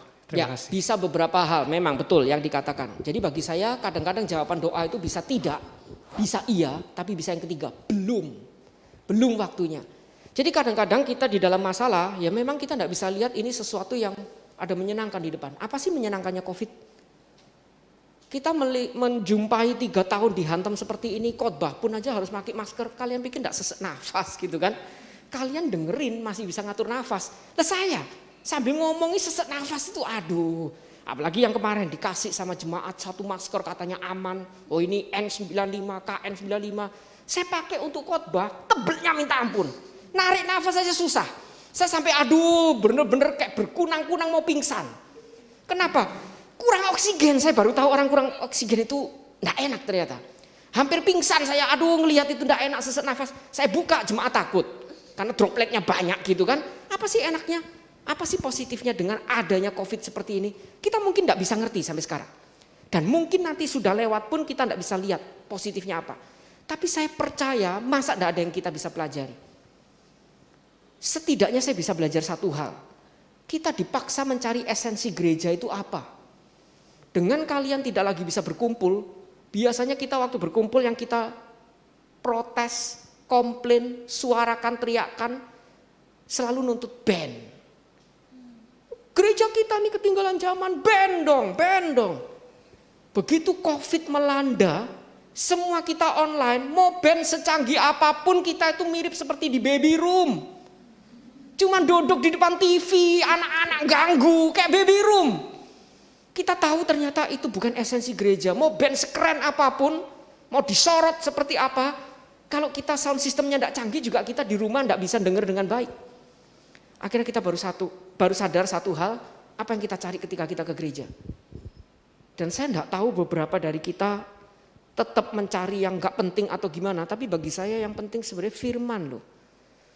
Kalian bisa lihat khotbah itu meskipun disampaikan dengan audio yang mungkin kurang baik, kamera yang mungkin blur, karena gereja itu tidak sanggup beli kamera yang bagus. Tapi firman Tuhan yang menguatkan saya di tengah-tengah saya guncang. Karena pandemi saya tidak lagi tahu kapan bisa bertemu lagi. Dan ketika sudah mulai reda, kita bisa datang lagi. Saya tidak tahu kalian mengalami ini atau tidak. Saya pertama kali datang di gereja setelah sekian lama online, saya nangis. Saya baru sadar selama ini kita tuh datang cuma take it for granted. Kita datang telat, yang kita sapa pertama kali handphone. Ketika sudah betul-betul dibikin break semua tidak bisa datang. Kita rindu datang. Dan ketika pertama kali datang, waduh. Saya baru sadar saya terlalu meremehkan hadirat Tuhan untuk kita hargai. Makanya saya janji tidak boleh datang telat, apalagi kalau pelayanan. Tapi lucunya ada orang yang suka ngomong sama saya, kamu hamba Tuhan aneh. Diundang jam 7, jam setengah 7 sudah datang. Saya bilang ya kamu yang aneh ya enggak. Diundang jam 7 terus saya sudah datang jam berapa? Nah kalau di sini saya agak takut tadi datang awal. Sayangnya janjian sama salah satu hamba Tuhan kalian yang mau enggak mau datang awal. Karena Kenneth udah bilang kalau mau datang awal boleh ada makan. Nanti saya datang awal dikira minta makan ya enggak. Saya akhirnya bilang datang pas aja lah. Nanti jadi kesan rakus gitu kan. Saya tidak tahu apa yang kita bisa sukacita dari masalah pandemi ini. Tapi saya percaya masa kita tidak bisa belajar sesuatu. Ada hal yang tetap kita bisa renungkan asal kita punya hati yang terus mau refleksi. Nah itu yang penting. Semoga menjawab. Oke, ada lagi pertanyaan? Berapa lama lagi? Gitu. Oke, kalau nggak ada yang lewat chat contoh. Yang pertama gimana kalau kita ada pergumulan atau perlu mengambil keputusan untuk hal yang besar, udah doa, minta arahan dan tuntunan Tuhan, tapi kayaknya nggak ada tanda. Tetap aja kita bingung dan rasanya nggak ada hasil. Alkitab sih bilang, orang Yahudi menuntut tanda gitu kan ya. Jadi bagi saya gini, Ada orang yang berkata, saya sudah punya masalah itu doakan terus, Tuhan tidak menjawab, Tuhan bisu. Saya rasa bukan Tuhan bisu, kita yang kurang sabar melihat pola kerja Tuhan. Baca Alkitab, makanya baca Alkitab. Sebelum masalah itu datang membuat kita sudah kurang bisa jernih membaca Alkitab, baca Alkitab dulu, ya enggak?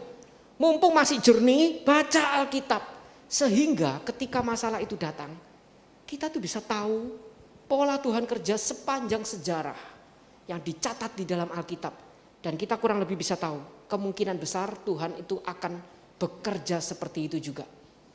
Kalau kita lihat itu cara kita membaca Alkitab, makanya disebut dengan metode inductive Bible study. Jadi kita lihat pada Abraham seperti ini, pada Ishak seperti ini, pada Yakub seperti itu. Berarti pada saya harusnya juga seperti itu. Kita melihat dari bukti-bukti yang ada, dari semua yang dipaparkan di Alkitab, kita kurang lebih bisa peka melihat pola Tuhan bekerja. Nah sekarang saya tanya, kalau kita itu berkata, to be like Christ, menjadi serupa Kristus, mengimitasi Kristus, itu panggilan kita bukan? Apa itu mengimitasi Kristus? Gayanya, makanya banyak orang Kristen itu yang bengisnya, karena meniru itu mengimajinasikan Kristus itu seolah-olah galak, membalik-balikan meja orang yang berdagang di pekarangan bait Allah itu, di lapangan itu. Lalu kita jadi sama-sama galaknya seperti Kristus. Sebenarnya mengimitasi Kristus apanya sih yang kita imitasi? Saya ini sedang mengimitasi Kristus enggak? Apakah harus 12 murid? Lalu sengaja cari yang satu itu berkhianat nanti? Cari yang wajahnya berkhianat itu siapa dipilih gitu kan? Lalu nanti matinya harus sama-sama disalib. Kalau contoh kalian nanti berbeda berarti kurang setia sama Tuhan. Saya percaya enggak. Apa sih mengimitasi Kristus? Mengimitasi polanya Kristus. Bagaimana dia itu tergerak oleh belas kasihan ketika melihat orang yang butuh. Bagaimana dia digambarkan itu melayani bahkan sampai lupa makan. Berarti dia itu berkonsen mengasihi sungguh-sungguh orang yang dilayani. Itu pola yang kita tiru. Polanya. Jadi kalau ditanya saya sudah doa Tuhan tidak menjawab. Sabar. Baca lagi. Lihat pola Tuhan bekerja sepanjang sejarah di dalam Alkitab itu seperti apa. Tunggu Tuhan akan bekerja dengan cara yang sama. Dan kita akan melihat, wah ternyata saya hidupnya mirip dengan apa yang dituliskan di Alkitab. Nah gitu harusnya. Jadi yang susah biasanya membaca Ayub gitu. Mau lebih susah dari Ayub, Ayub sampai borokan habis-habisan. Tapi bagaimana cara dia kerja? Bagaimana cara Tuhan itu mendampingi dia? Sabar. Nah itu yang saya mungkin bisa jawab. Kita sabar makanya baca Alkitab. Ya. Ada lagi teman-teman pertanyaan? Oh ada di belakang, bentar.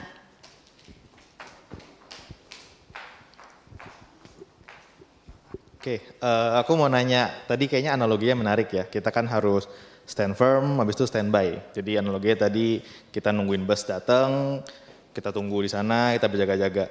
Terus tiba tadi ngomongnya adalah ya udah kita tunggu sampai satu bus datang. Nah, gimana kalau misalnya ini kita pakai kasus yang menyenangkan, 2 bus yang datang bersamaan. Apakah kita harus bersikap seperti apa sih dalam hal memilih 2 bus tersebut? Oke. Yesus itu bicara di Yohanes, dia mengatakan akulah pokok anggur yang benar. Pokok anggur yang benar itu dia bukan sedang membedakan dengan pokok yang lain.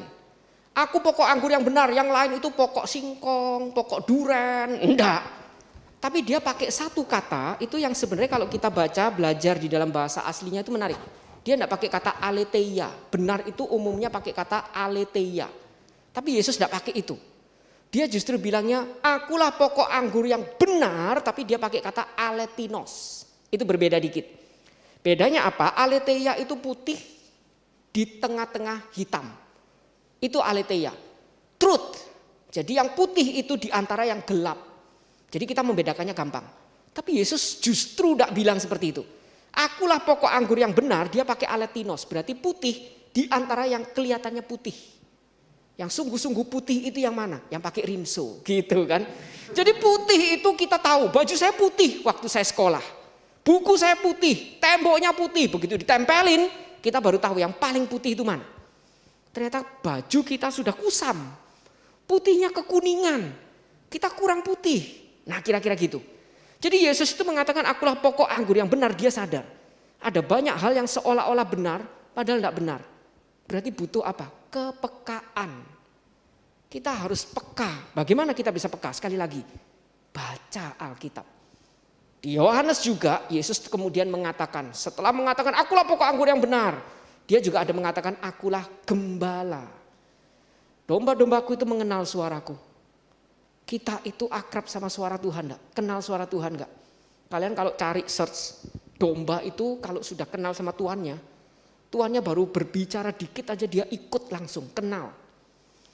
Yang lain panggil dia enggak datang, tuannya panggil dia langsung datang. Apakah kita akrab sama suara Tuhan kita, karakternya seperti apa, sehingga suara dia kita langsung ikuti, kita peka? Enggak gampang, makanya Tuhan bilang akulah pokok anggur yang benar.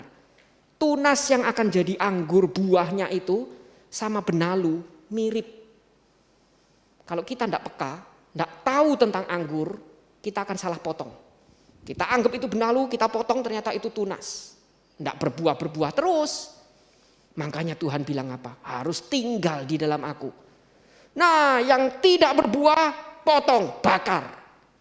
Tapi kalian baca baik-baik di Yohanes. Yang berbuah, dibersihkan. Dibersihkan itu pakai kata potong juga sebenarnya. Jadi yang tidak berbuah, potong habis, bakar. Yang berbuah, dipotong untuk dirapikan, agar kita bisa berfungsi dengan lebih baik. Nah, saya tutup mungkin dengan analogi yang agak vulgar ya. Bedakan sunat dengan mutilasi. Sunat itu dipotong untuk bisa berfungsi dengan lebih bersih sehat. Kita tahu dalam ilmu kedokteran, mutilasi ya sudah hilang gitu. Bersihnya bersih kekal gitu kan. Nah, jadi yang tidak berfungsi mutilasi, yang berfungsi disunat.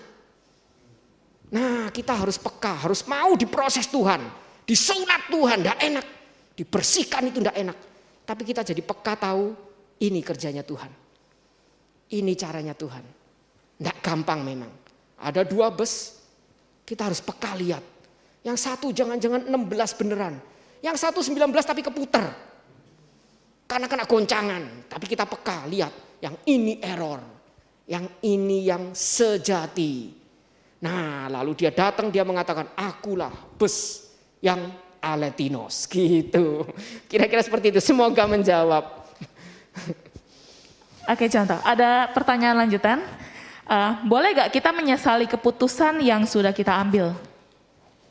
Memang kadang-kadang keputusan yang kita ambil tidak semuanya kadang-kadang benar. Kadang-kadang kita diizinkan juga salah mengambil langkah dan lain sebagainya. Nah, bagi saya boleh tidak menyesal ya, masa tidak boleh gitu. Tapi saya rasa kita tetap harus sadar satu hal. Kita bukan semangatnya trial error. Karena ada penyesalan, ada yang namanya sorry, jadi hidup sembarangan aja. Nah, kadang-kadang penyesalan itu bisa terlambat. Kesempatan itu tidak datang 2 kali. Karena itu Yesus berkata, bekerjalah selagi hari itu masih siang. Akan tiba malam kita pengen kerja, Tuhan sudah bilang waktumu habis. Jadi bagi saya, kita harus membedakan kita itu hidup harusnya peka seperti tadi yang ditanya. Jadi kita tahu pimpinan Tuhan seperti apa, lakukan dengan efektif. Itu lebih baik. Tapi kalau tidak, kadang-kadang memang kita bisa salah langkah. Ya kita bisa mengatakan, kita mereka-rekakan yang jelek, Tuhan akan mereka-rekakan untuk kebaikan. Tuhan tetap bisa pakai, betul. Tapi berapa banyak waktu yang kita buang. Kita harus tetap ingat, saya bisa jadi hamba Tuhan sekarang. Karena saya sadar Tuhan panggil. Saya bisa nunda 5 tahun lagi. Dua-duanya Tuhan bisa pakai. Tuhan tidak akan paksa. Tapi ketika 5 tahun lagi saya baru menyerahkan diri, sudah berapa lama waktu yang saya buang. Yang harusnya Tuhan bisa pakai dengan lebih baik. Saya itu kabur kelamaan. Saya menyesal karena dulu fisik saya masih sehat. Sekarang naik motor dari situ ke sini aja hampir sejam udah rasanya aduh punggungnya mau patah gitu kan. Tapi dulu saya hari Jumat itu khotbah di 4 tempat. Naik motor tuh ada yang dari satu lokasi ke lokasi lain tuh 2 jam naik motor. Kok kuat dulu? Sekarang baru satu lokasi sini aja udah aduh. Karena sudah berumur. Meskipun muka saya tidak diakuin orang, saya udah umur 44. Saya udah tua. Laule gitu kan. Jadi saya mulai nyesel. Dulu harusnya nyerahin diri lebih cepat. Jadi bisa enggak nyesel? Bisa. Tapi tidak semua penyesalan itu ada kesempatan untuk kita perbaiki. Jadi kalau bisa enggak nyesel, lebih baik lagi. Karena kalau kita menyesal, kadang-kadang tetap Tuhan bisa pakai untuk kebaikan. Tapi berapa banyak yang sudah kita korbankan. Gitu. Jadi yang dipanggil jadi hamba Tuhan, silahkan. Saya kasih nanti formulir pendaftaran. Ya, ada lagi contoh. Ada nggak tips menghadapi overthinking? Ya jangan berpikir. Maksudnya gimana overthinkingnya untuk? Nggak jelas. Ini yang pertanyaan siapa? Bentar. Atau mungkin kalau kita itu berpikir berlebihan yang membuat kita khawatir, gelisah gitu. Atau gimana? Iya. Jadi bagaimana? Ya bagi saya ya sekali lagi kita berpikir, mungkin saya kasih contoh gini aja ya. Sesuatu yang berlebihan sama kurang itu selalu tidak baik. Karena itu ada satu orang filsuf tuh mengatakan harus tahu yang namanya jalan tengah. Nah, makanya dia katakan doctrine of mean, yang tengah. Contohnya keberanian itu di tengah, kebablasan itu nekat, kekurangan itu pengecut. Kalau kita punya keberanian itu berlebih justru tidak bagus. Kita akan jadi nekat. Kalau kita kurang keberanian, pengecut. Harus tahu yang tengah, pas. Overthinking, nah kita mulai pikir. Kenapa kita overthinking? Underthinking jadi bodoh, overthinking jadi gila gitu kan. Harus pas, berpikir memang yang harus dipikirkan. Tidak perlu memikirkan yang tidak bisa dipikirkan. Contoh, ada hal yang kita itu seringkali kepingin pikirkan yang memang bukan bagian kita. Makanya saya kutip mungkin di Ulangan 29.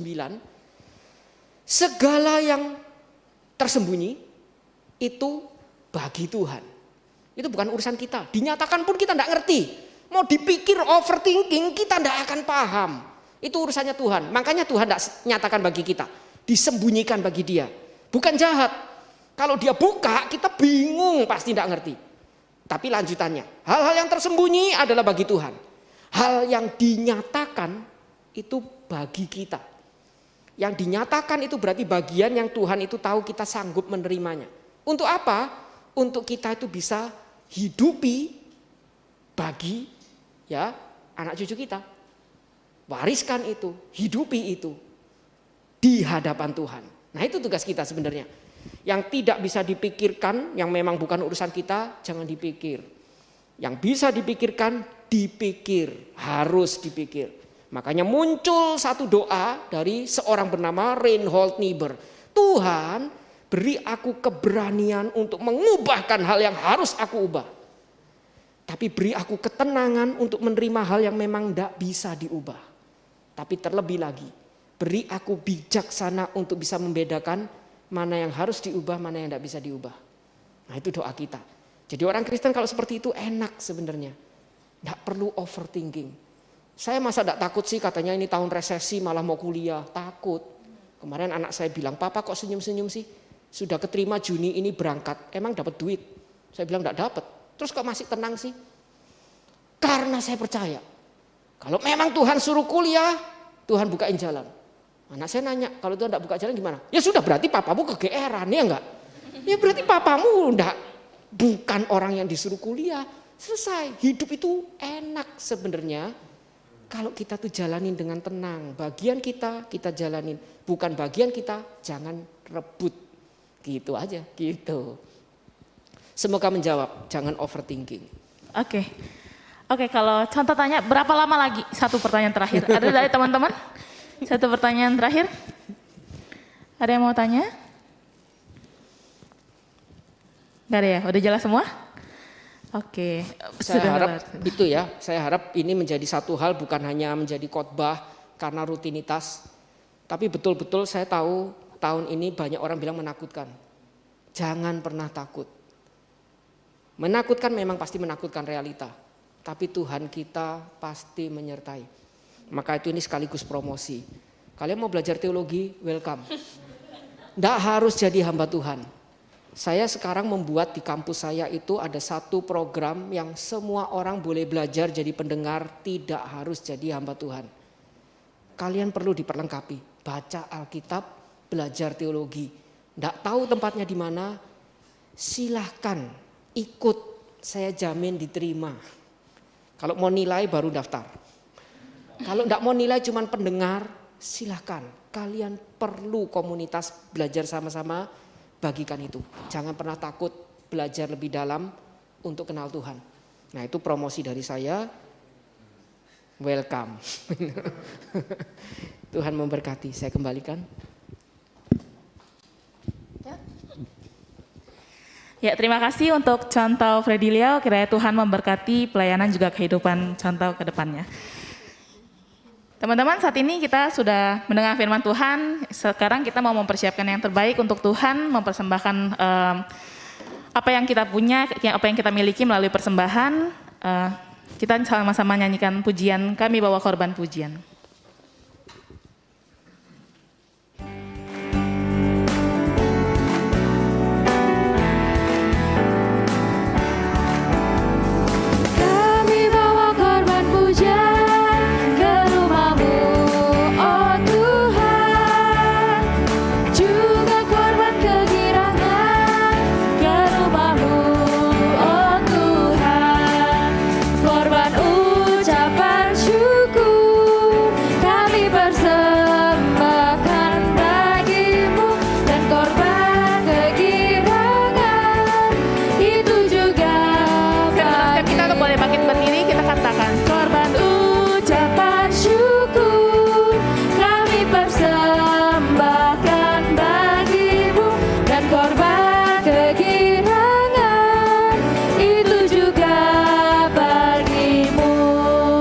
Contoh Yudin untuk tutup kita di dalam doa. Mari kita berdoa. Tuhan, terima kasih untuk malam hari ini. Kami bersyukur sekali kami boleh bersekutu bersama-sama, dan terlebih lagi kami sudah mendengarkan firman Tuhan. Kami sungguh bersyukur untuk hamba-Mu yang boleh Engkau pakai untuk boleh mengingatkan kami kembali di dalam perjalanan iman kami. Begitu banyak hal yang menakutkan bagi kami di tahun ini ya Tuhan. Tetapi kami sungguh bersyukur kami disegarkan kembali oleh firman-Mu untuk bagaimana kami melihat Tuhan yang lebih besar daripada segala sesuatu yang mengkhawatirkan kami. Kami berdoa bersama-sama biar akhirnya Tuhan Engkau terus memberkati hamba-Mu, Guru Injil Freddy ya Tuhan, di dalam pelayanannya, dalam keluarganya, dalam setiap doa dan harapannya Tuhan. Biar akhirnya Tuhan Engkau mendengarkan, Engkau menjawabnya Tuhan. Kami sungguh bersyukur, dan setiap kami yang hadir pada malam hari ini juga kami datang dengan berbagai macam pergumulan kami, persoalan-persoalan kami baik dalam kehidupan keluarga kami, dalam pekerjaan, dalam usaha kami. Kami datang dan berdoa biar akhirnya Tuhan Engkau sendiri yang menolong dan memberkati kami. Terlebih lagi ya Tuhan, biarlah kami tetap berharap, bergantung kepada Tuhan di dalam segala kondisi sulit yang kami alami. Kami tidak lupa ke Tuhan, kami justru harus semakin dekat dan bergantung kepada Tuhan. Terpujilah Tuhan, sebentar lagi kami juga akan berpisah dan pulang ke rumah kami masing-masing. Kami mohonkan biar akhirnya Tuhan juga tetap menyertai dan memberkati kami. Ini doa kami, permohonan kami, dan ucapan syukur kami. Di dalam nama Tuhan Yesus kami telah berdoa. Haleluya. Amin. Amin. Teman-teman silakan untuk duduk kembali. Kita mau dengar pengumuman. Next lagi. Ya, ini kan bulan depan adalah Februari. Biasa Februari kan bulan Valentine. Kita akan mengangkat tema ada apa dengan cinta. Ini pembicaranya ada GIJ Jevin Sengge. Ya, bagi teman-teman yang belum dicatat di note-nya, boleh dicatat ya, tanggalnya itu di tanggal 17 bulan Februari 2023. Itu di hari Jumat juga, sama jam 7 di tempat ini. Oke, pengumuman next. Oke, bulan depan kita akan adakan olahraga YOC. Jadi kita tiap bulan akan ada satu kali olahraga. Jadi kan kita pembinaan Jumat ya. Nah besoknya itu kita olahraga gitu hari Sabtunya. Nah ini olahraga YOC akan diadakan Sabtu pagi, rencananya belum tahu kemana. Tapi nanti akan diinfokan lebih lanjut by WA group di YOC. Jadi teman-teman boleh dibunyiin ya notifikasinya di grup YOC. Ingat juga Sabtu pagi tanggal 18 Februari 2022. Oke, next lagi. Ya buat teman-teman yang belum follow IG YOC, boleh di follow ya sekarang. Karena kita akan update konten-konten yang boleh memberkati teman-teman dan menguatkan teman-teman melalui setiap postingan yang ada. Juga kita ada podcast ya teman-teman di Spotify dan di Anchor ya. Ada ya di Anchor ya. Ya namanya adalah Poyo, Podcast Youth GKBJ Samanhudi. Kemarin kita udah upload satu ya, teman-teman udah denger belum? Nah boleh lihat ya di Spotify dan dengerin sambil kerja sambil dengerin juga bisa. Oke next. Oke, sebentar lagi kita akan bagi kelompok untuk sama-sama sharing. Nah, ini kelompok-kelompoknya. Gak usah dibacain ya, teman-teman bisa lihat sendiri namanya. Nah, yang di atasnya itu yang akan pimpin kelompok. Jadi teman-teman bisa masuk ke kelompoknya masing-masing. Oke, udah dilihat? Oke, next.